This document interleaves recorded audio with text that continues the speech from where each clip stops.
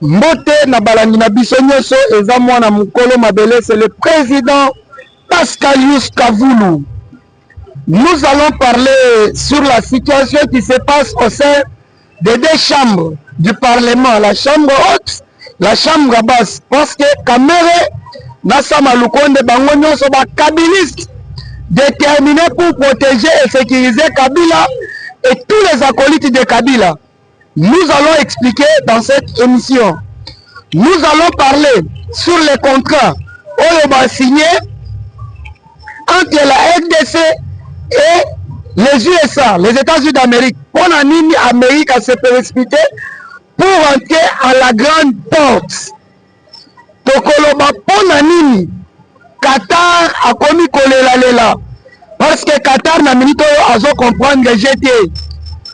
Aza o masolo ayebita ko bandelot akosala nini ayebite sans tarder tokoti malamoko na kati actualité. Kamere akomaki lettre mukanda na mukanda na livre na lobi pourquoi j'ai choisi Kabila a expliqué ki makambo ebele. Il savait bien que premier mandat eza mandat oyo Fachi ayaki pour que abunda avandisa masolo. Deuxième mandat ezalaki mandat sengeli chef de l'état sala musala. Vital Kamerhe s'est précipité, abundi, a fourni effort. La première des choses, a comme président de l'Assemblée nationale, dans le but de bloquer d'autres institutions, parce que l'Assemblée nationale est là pour légiférer les lois et contrôler le gouvernement. Donc il voulait, bloquer le gouvernement, d'aider, bloquer les lois qui allaient être votées en faveur de la République démocratique du Congo. Na structure na ye otobengi PCR. Or, ce qui est l'année, selon nous les Africains, selon nous les Bantous, comment cela takanzoto? PCR de la Congo te bakamusala, que ba PCR ebele basala kamusala na bango ndenge sengelité. Il y a quelques PCR au basala kamusala, mais beaucoup plus rolo ba PCR basala ka ezalaka kosenga batumbongo na nzela. Asali PCR uniquement pour bandako senga bambongo. Raison pour laquelle bomonaki azangelo kwa koloba alobi tolemi ko sale la bambongo na biso. Bosole nyo sale la mbongo na biso ba voyage ono kenda officiellement. Okenda kana mbongo a famille na bino. Kamere n'est pas congolais et Kamere a kotikala jamais ko servir mboka. Aujourd'hui la justice élève une nation. Basse Kamere habité binisa, on ne peut pas juger Matata Mponyo et Sengelba Longolais militaire, mais bien Longolais est militaire. Qu'est-ce qui bloque encore? Donc Kamere s'est organisé de devenir président de l'Assemblée nationale uniquement dans le but de bloquer certaines institutions, notamment l'appareil judiciaire, notamment le gouvernement. Or, nous sommes à Congolais, toi l'issou, Nicolo et l'issou. Aujourd'hui, Sama, Naloba qui fait passer, Ndeko ya mwasi ya Sama Obomoni, Olelo, à quel rejoindre Corneille Nanga. À rejoindre Corneille Nanga dans le but de faciliter la communication entre les institutions du pays. Qu'est-ce qui se passe? Aujourd'hui, l'auditeur général de la République a Sengi Balongola militaire à Kabila. Azala jugé pas comme un ancien président de la République, mais Azala jugé comme un sénateur à vie. Parce que les juges naturels, il y a sénateur, c'est la Cour de cassation. Juge naturel, il y a président de la République, c'est la Cour constitutionnelle. Mais vu que Baak Tassali est un caractère militaire, il y a qu'à soutenir la troupe, il y a rébellion. Nous sommes à soutenir la Rwanda. Mais Goma est un Maboko ya Rwandais. Yoza Congolais qui na Goma, qui kuna na sécurité à Rwandais, au Vandi kuna au côté aux Zoni. Allez-y comprendre. nauti ko annoncer na lobby, je vais parler à long à large que les institutions parlement et en maboko ba Kabylie.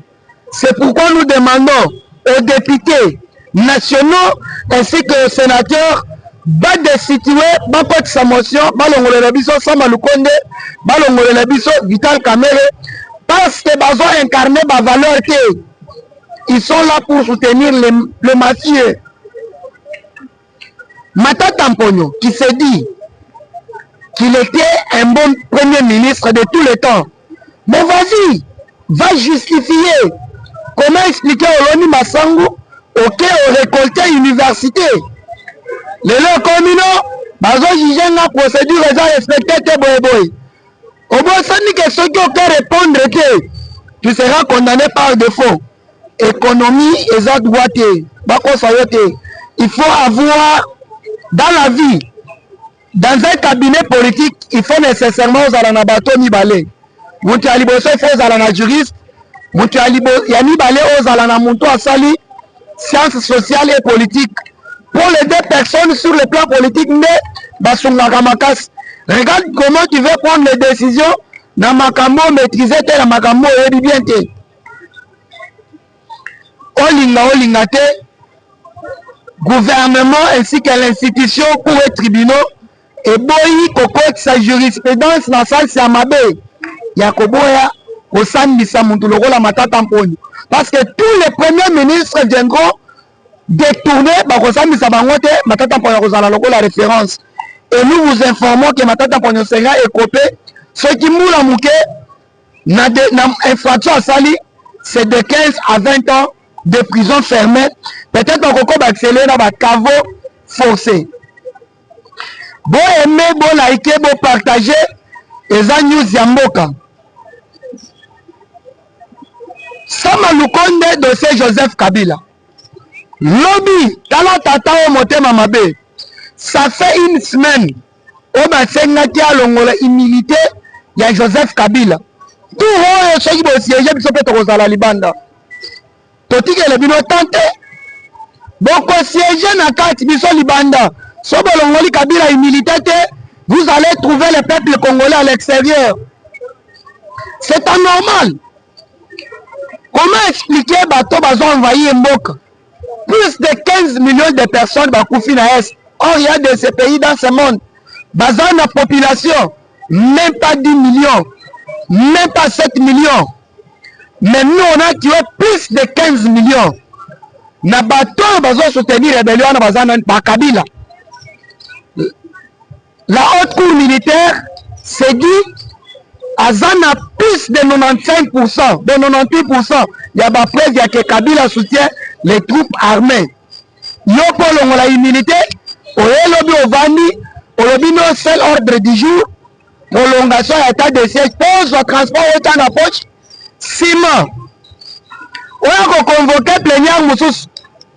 Il y a la Kabila immunité. Sama Tobi que Oza Kabylie. Tobi que vous avez contribué à déstabiliser ce pays. Mais l'air est sonné où le Congo normalement doit être libéré. Le Congo doit être arraché dans les mains des étrangers. Et c'est un peu la mboka na biso na maboko a banguna. Bolongo la Kabila humilité. Kamera comment Mukanda lobby. Pourquoi j'ai choisi Kabila?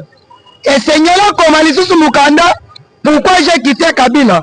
Il faut comme Mukanda, pourquoi j'ai choisi Fachi? Tant qu'il n'a pas fait ses histoires, tant qu'il n'a pas réécrit, Mikanda Oyo, Bondi Melangaï, Kamere reste toujours au service de Joseph Kabila. Parce que Moutoko pouvait le contraire à Zate, quelqu'un qui est un Congolais, sur le sol des Congolais, mais se retrouver président de la diaspora ougandais sur le sol de la République démocratique du Congo. Donc, Bondi Melangaï, Kabila n'est pas un Congolais. Ayebaki Makamwa Salaki.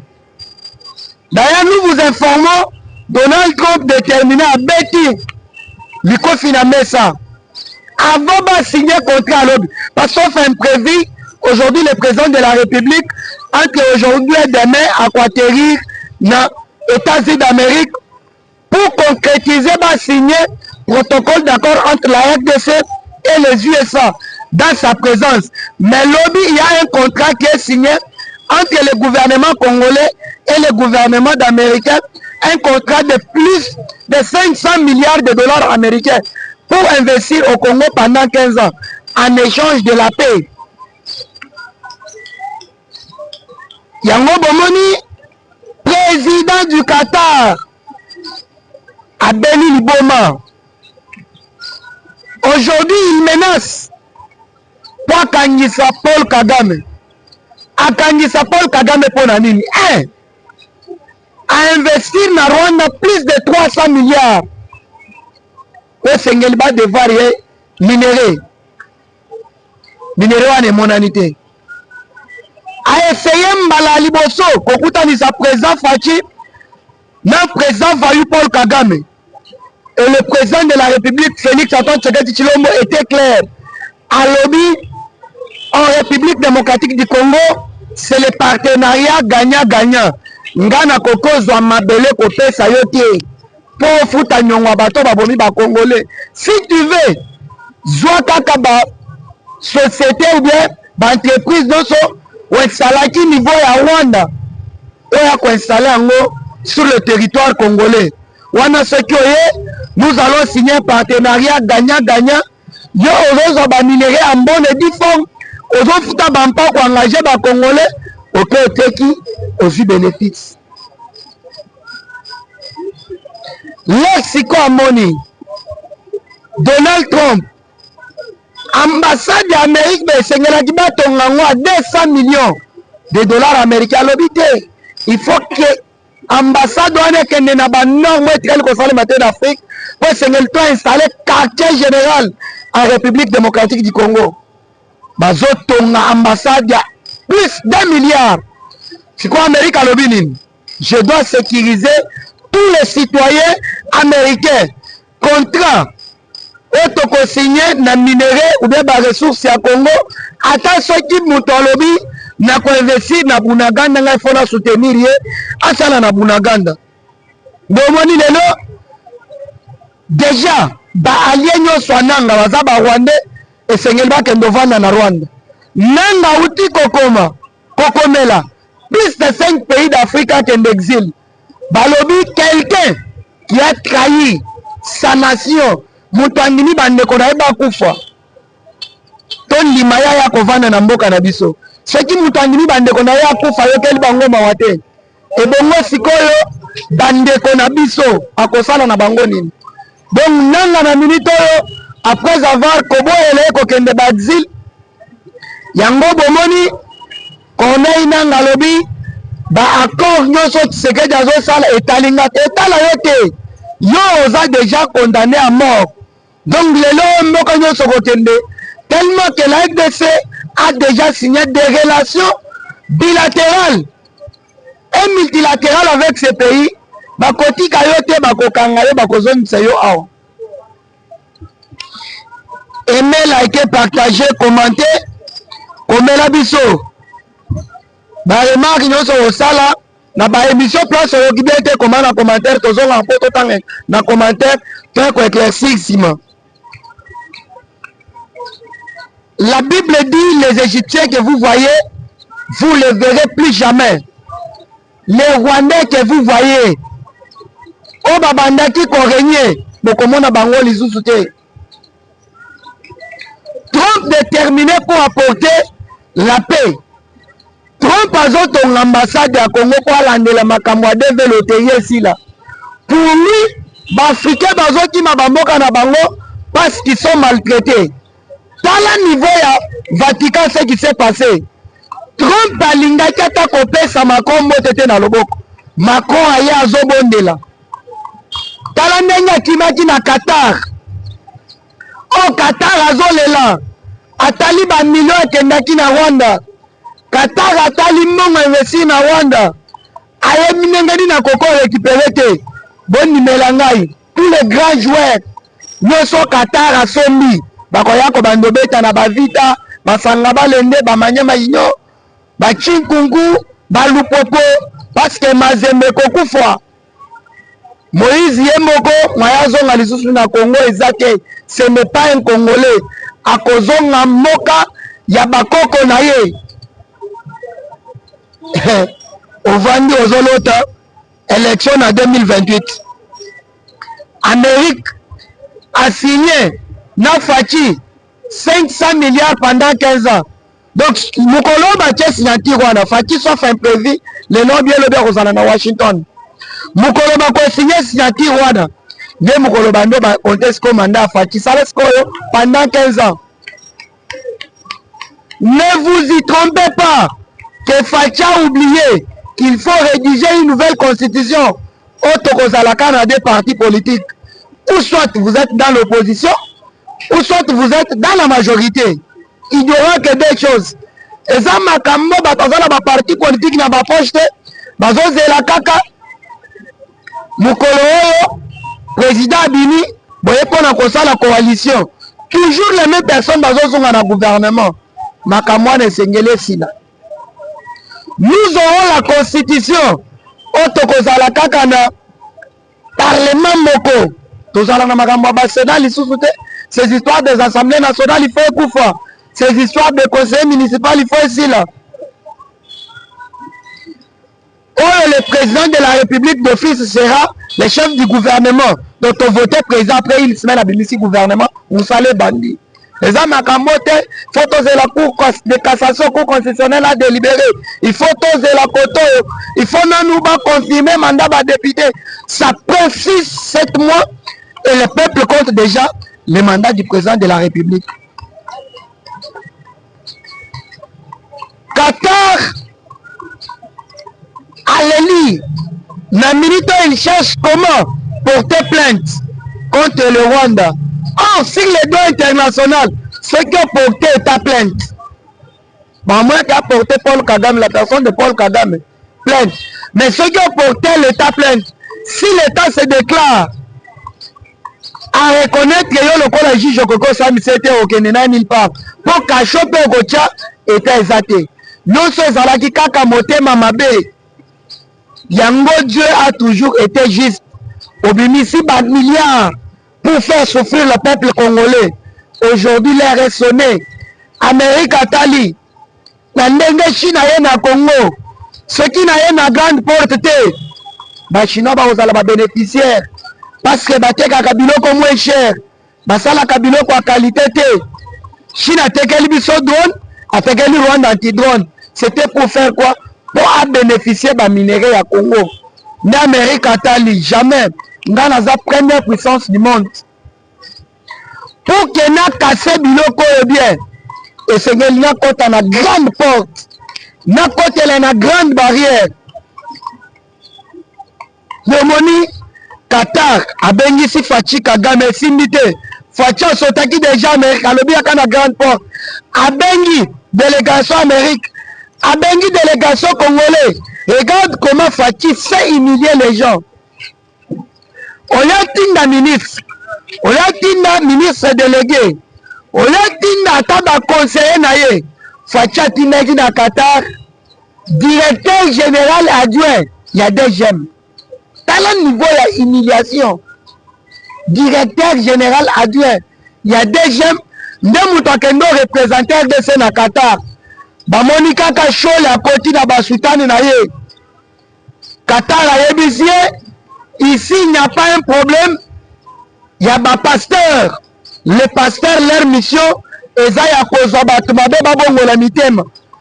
y a un problème, il y a dialogue.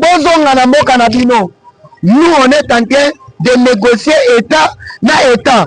Chole Libanda. Ndebo Mondi ba prince Penge, ba ekosa la déclaration, abimi na média. Oh, bah, fallu déjà, bah, tenati niveau à France, bah, koutani na ba délégation, bah, Kabila, na ba Tunyoso, bah, Frank Diongo, bah, Sangani, que non, n'est-ce pas déjà pays, d'Amérique, moi, tous au pouvoir résenté, comme ça, tout instrumentaliser l'église catholique pour que dialogue salema. Moi, na ma ya taliban, moi, lobby, oh, to ba no ça les transition sans Joseph Kabila.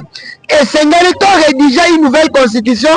et puis tokende siko na course siko batali. Il n'y a aucune loi, il n'y a aucun texte pour rédiger une nouvelle constitution et c'est une majorité de l'opposition bavande. Basali déclaration na ndenge basaleli et que nulle part Cholet s'est retrouvé humilié. Cardinal Ambongo a postulé niveau à Rome pour être élu pape. Batali balobi na ba critère. Soki mutu andimi côté kamoka na ye. Mutu andimi bandeko na ye bakufa po na mbongo. Nazo pesa ba Congolais nyonso conseil place Boza. Lero zo pesa mwana kombo. Et c'est une signification à Komboana. Parce que Kombo est là, Takanzoto. Au Pessimana Kombo à Mbongo. Dans la ligne de Mbongo, si vous allez au niveau Vatican, Baboy Balobi, un prêtre, un cardinal, Andimi, Azwa Mbongo ya Batoyo, Bazobo Mabande Konaye, pour qu'il y ait la pacte social. Pacte lignolo banine. Kota na détail. Tenez dans le dictionnaire. Pacte lignolo banine. Donc, à ce pacte, na Bawande, pour que Bawande se retrouve dans ma belle nabiso. C'est ce qui nous donne un dîner local. Et bon, moi, que le Vatican, Moka na yete, aye comme pape.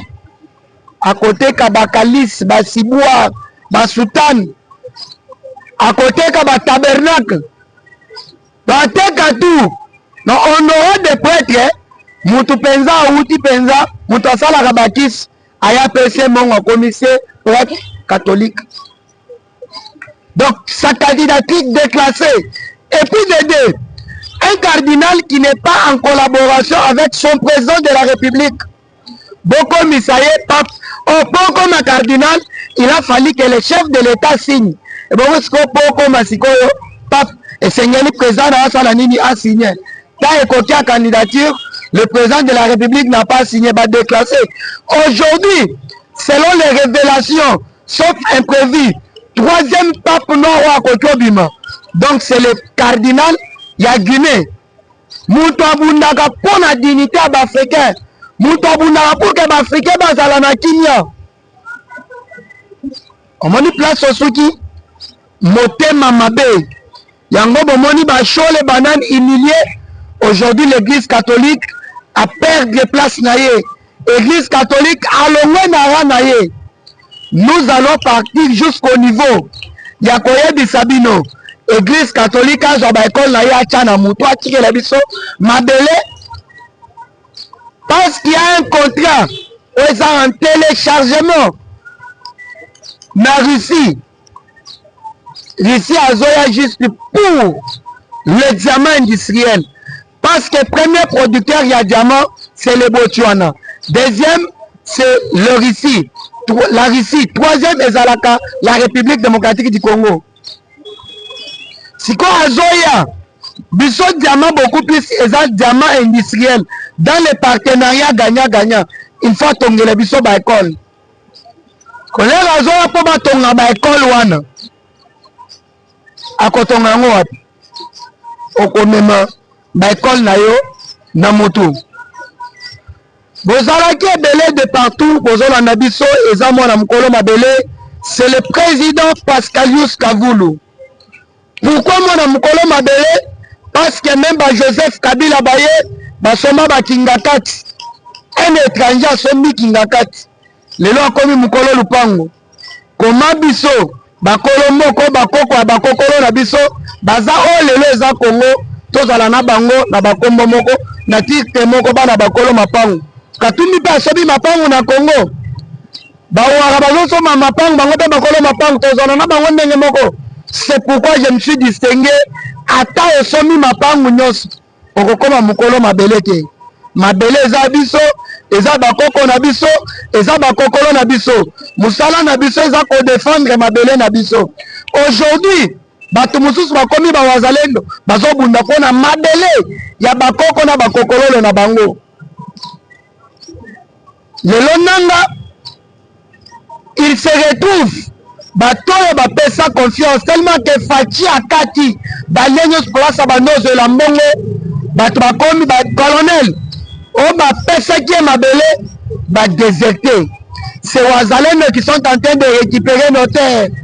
Mokolo Yalobi, Judith Soumino, non ministre de la Défense, dis-moi d'Anvita Kabobo, Baouti Koyamba, FARDC, Oba Tikalaki na Goma, parce que Sadek a Sedaki, FARDC Babimi, il faut équipe conjointe entre les États-Unis d'Amérique et les FARDC, Ndeba Koya Poba déloger Bananga. Et au moment où nous parlons, Nanga n'est plus là pour libérer le Congo, mais Nanga comme Bounanengenini a se libérer Yemoko. Nengenini Vinaye et Kozala sauvé 5 millions de dollars américains. Bati Angé. Moutounyoso, Oya Kokanga Kabila, na Bananga, a Kozayango. Pona kokomisa ba Congo, ba Congolais, ba millionnaires. Nanga déjà ba Moranyo se baboy koyambaye. Kagame soka yambiye. Nanga tellement qu'à maîtriser l'armée na minute à kokobeti coup d'état. Donc maman on se besoin éviter ka. Moutou déjà commis apatride, il n'a pas de nationalité. Ce que yambiye à kozala obligé azala na nationalité à mboka wana. Na soka yango akobanda kolinga jui badwa moko na bino. Moutou ayebi déjà manduki. Imaginez. Debo moni tout le monde refuse Corneille Nanga. Monto andimi abo mabande kona ye moko boso boyambi asala binoni. Donc ça sera sans pitié. Mawa ekozala te. Emmanuel Macron en perte de vitesse. Ake pope sa trompe mote. Trompe aboyi. Aye na président ya Ukraine. Voilà to poto peso mote. Trompe atali bango ka boyazo ke na lobi na yelika makamwa matanga pap. Aye pope sa fati mota seksaye. Fachalo biyo Nesco nde mutabo magaba africain a PC mbote ya kosilika mais talon fatila bakutani na Jean Lorenzo ba sekisani balobi moi et toi nous sommes seuls les africains au babundaka pour la dignité ya ba africain. Donc c'est un message fort moto bomona ka sourire et le bakamaka ko pesi mutu mutazo seksayote c'est-à-dire alingala kisake nazana yote. Mon numéro est affiché wana na se